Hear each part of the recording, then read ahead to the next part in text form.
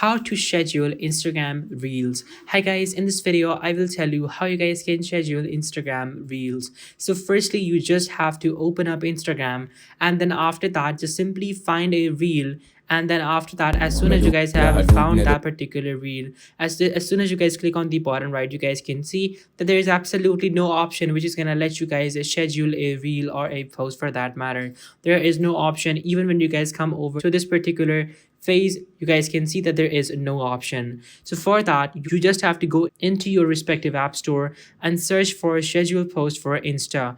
After that, you guys are going to find this application or similar applications, and you guys can just simply download this application, and this is going to let you guys schedule stories, reels, photos, and also find trendy hashtags, and also schedule repost as well.